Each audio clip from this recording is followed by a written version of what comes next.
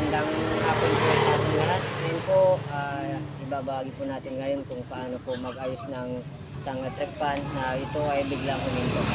Saka ang paliwanag po ito ay napakalinaw kung paano ayusin talaga. Kasi yung sa iba, sinasabi nila mag-bypass pero hindi nila sinasabi kung saan nila i-bypass.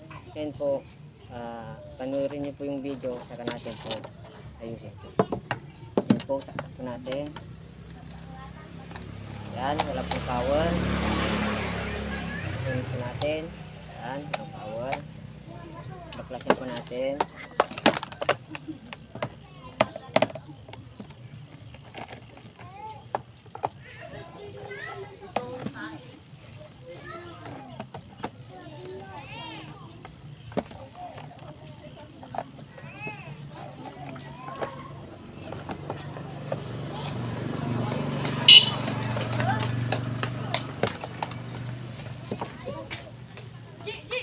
Baklas na po natin.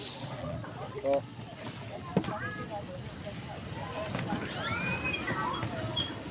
Yan po, kung biglang huminto po yung isang electric fan natin, ganito lang po ang ating tignan.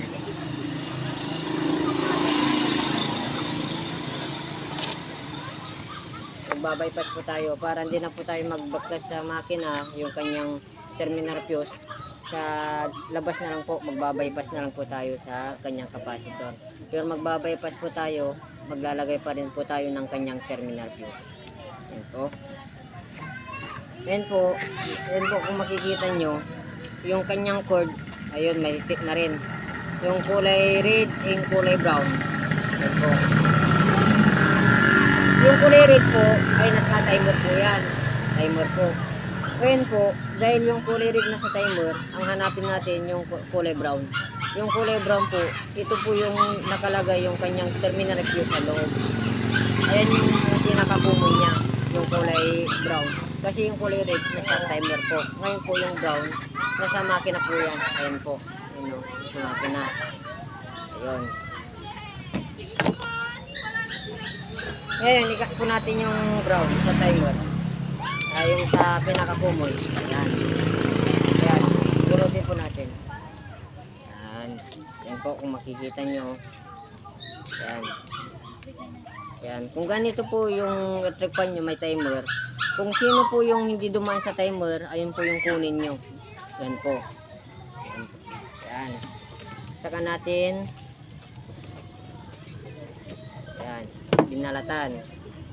Ngayon po, ang gawin po natin, ilagay po natin sa capacitor. Ayan po. Ito po yung kanyang capacitor. Oh. Ayan po. Ilagay natin sa kulay dilaw. Isubok natin sa kulay dilaw. Ayan po. Ayan. Kanina po, hindi po tumandar. Bypass po natin kung aandar po siya.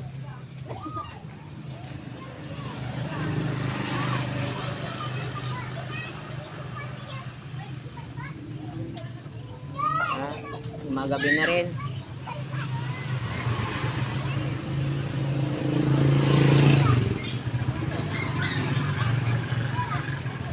Yan, naka-bypass po yan ha.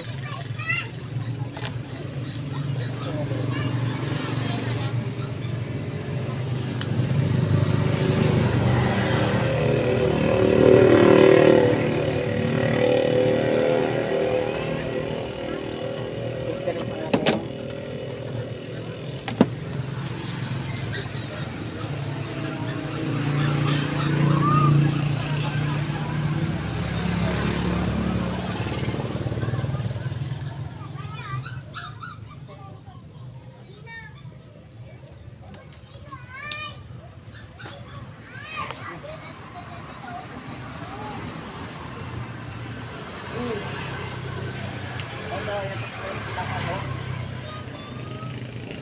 Hey!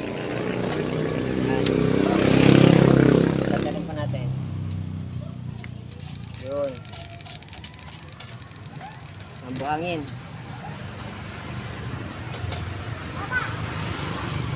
Yan po, mandar na po siya.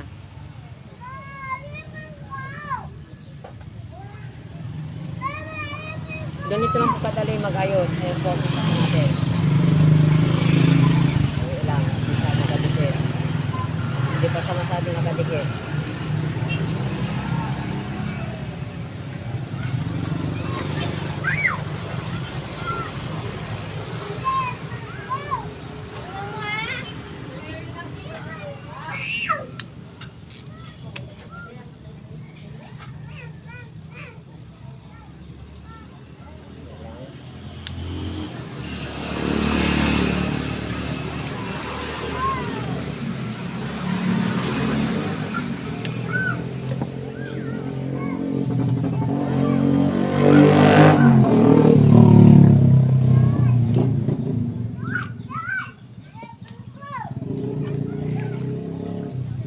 Yan po. Ayan po, kung mapapasin nyo, yung kanyang ikot ay pa-reverse po. Ayun. Ngayon po kasi pag ano po tayo, nag-bypass po tayo, kung sakaling ang kanyang ikot ay patalikod po, yung ating binaypass, di ba, una sa kulay dilaw. Ngayon po, ilipat po natin sa isang capacitor niya, yung kulay black. Yan po. Lipat natin dito sa kulay black. Ayan, lipat natin dyan sa kulay black. Ayan. Ang ikot niya ay tama na po siya. Paharap na po yung hangin niya. Ayan po. Paharap na po. Papunta na po dito yung hangin. Ngayon po, kung nag-bypass po tayo, saka natin nailagay sa kabila, dito po. Ayan. Sa kabilang capacitor, ang ikot po niyan ay pakabila po. Paharap dito yung hangin. Ayan po. Kung mapapansin nyo, dito po yung hangin niya. Kung sa iba po kasi na nasa video, ang sinasabi lang po nila, hanapin natin yung common ng electric fan, saka natin ibabypass. Ngayon po, hindi po nila sinasabi kung saan po nila ibabypass. Kung hindi nila sinasabi na i-bypass lang. Ngayon po, yung nanood, saka binabypass nila, saka hindi na nila alam, tama naman yung ginawa ko, bakit yung hangin nito ay patalikod. Kasi hindi po nila sinasabi